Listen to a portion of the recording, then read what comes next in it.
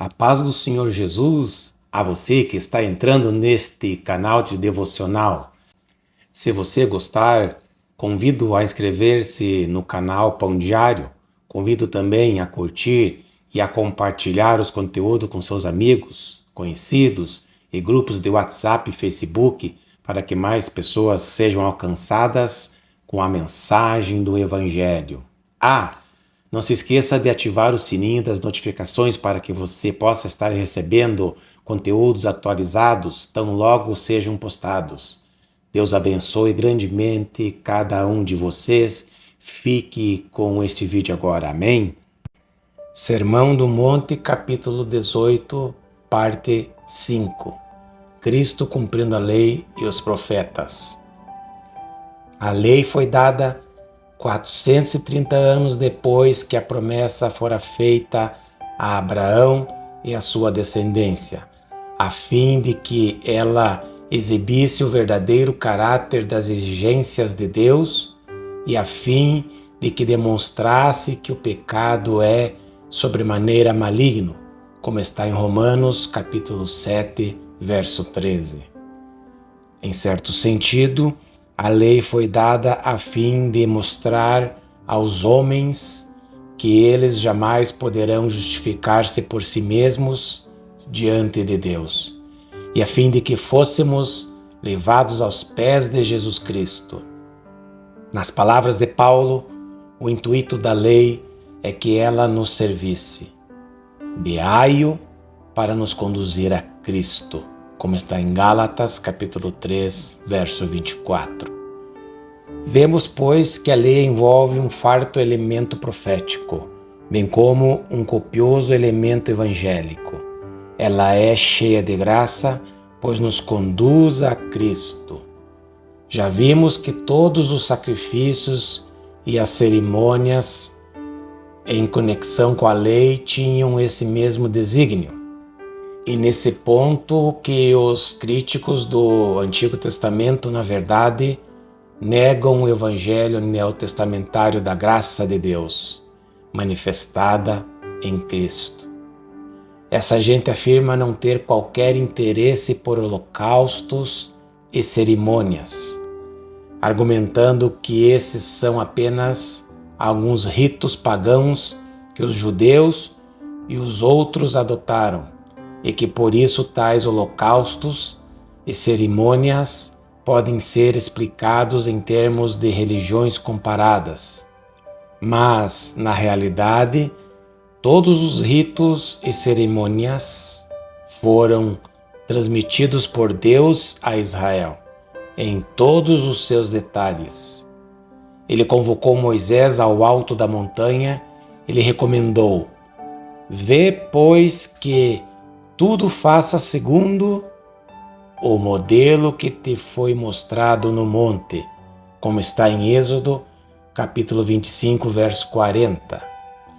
Cumpre-nos tomar consciência, portanto, de que todos esses aspectos da lei servem apenas de aio para conduzir-nos a Cristo, e que por isso mesmo devemos acautelar-nos para não adotarmos algum falso ponto de vista da lei.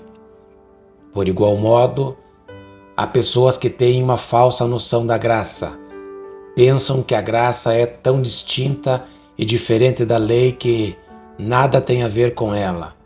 Essa é a opinião que chamamos de antinomianismo, a atitude das pessoas que abusam da doutrina da graça a fim de levarem uma vida religiosa pecaminosa, indolente e frouxa.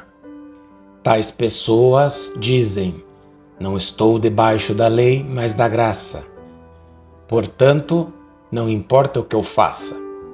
Paulo escreveu em Romanos 6, justamente para tratar da questão. E daí? Havemos de pecar porque não estamos debaixo da lei, e sim da graça? De modo nenhum, como está em Romanos capítulo 6, verso 15. Aquele é um ponto de vista radicalmente errado e falso da graça divina. O propósito inteiro da graça, em um sentido, é apenas capacitar-nos a observar a lei. Quero exprimir a questão desta maneira.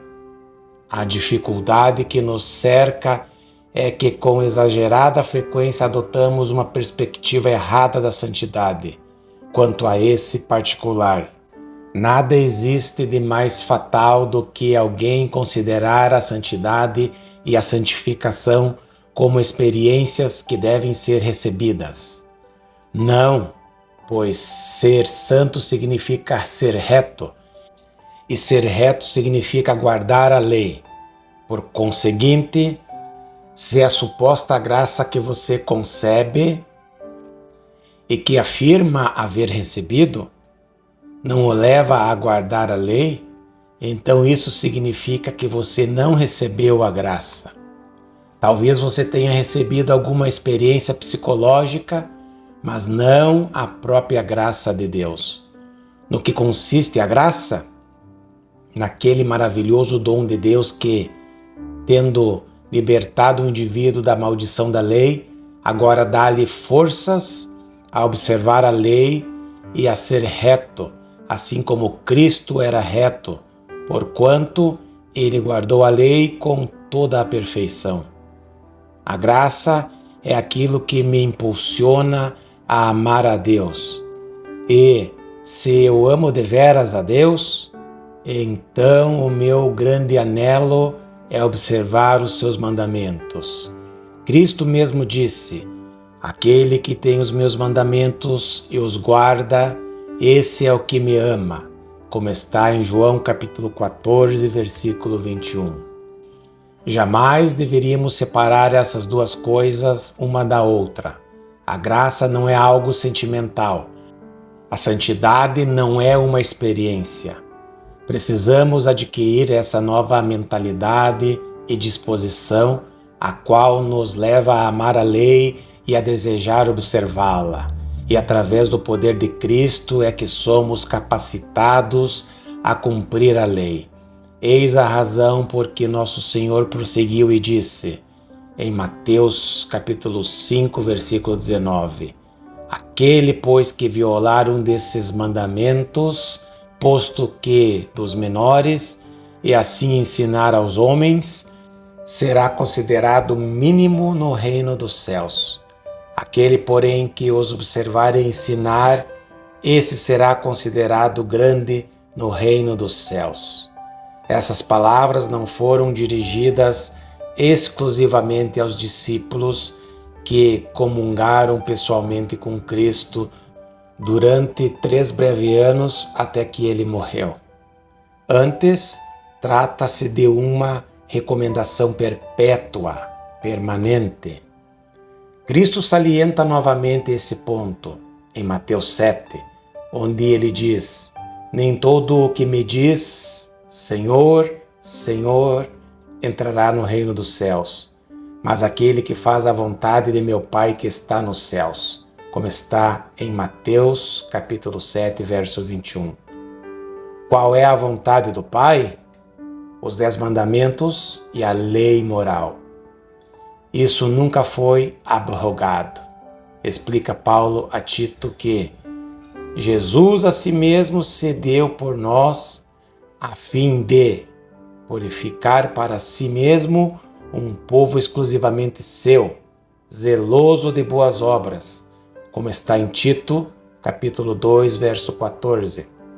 Sim, declarou ainda nosso Senhor, conforme esperamos poder considerar detalhadamente mais adiante, ao falar aos que pensavam em justificar-se por suas próprias obras.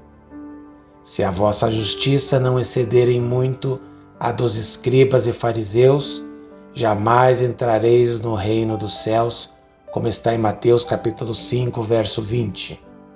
De várias maneiras esse estudo foi difícil, mas ao mesmo tempo aborda uma gloriosa verdade, ao considerar a lei e os profetas e ao vê-los cabalmente cumpridos em Cristo.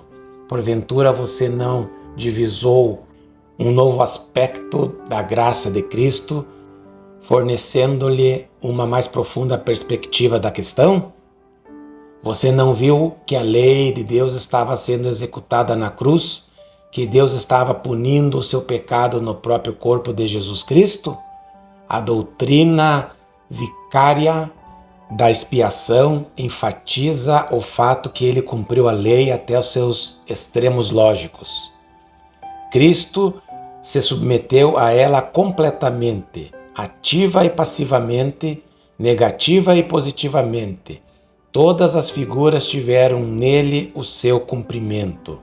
E aquilo que ainda resta ser cumprido, quanto aos seus escritos proféticos, será finalmente concretizado no tempo certo. O efeito dessa realização gloriosa e remidora não visa somente a oferecer-nos o perdão, a nós que somos miseráveis, rebeldes contra Deus e que desobedecemos a sua lei, mas também visa tornar-nos filhos de Deus, aqueles cujo deleite é a lei do Senhor, aqueles que efetivamente têm fome e sede de justiça, que anelam por ser santos, não no sentido de passarem por algum maravilhoso sentimento ou experiência, mas que anelam por viver de modo semelhante ao de Cristo, mostrando-se parecidos com Ele em todos os aspectos.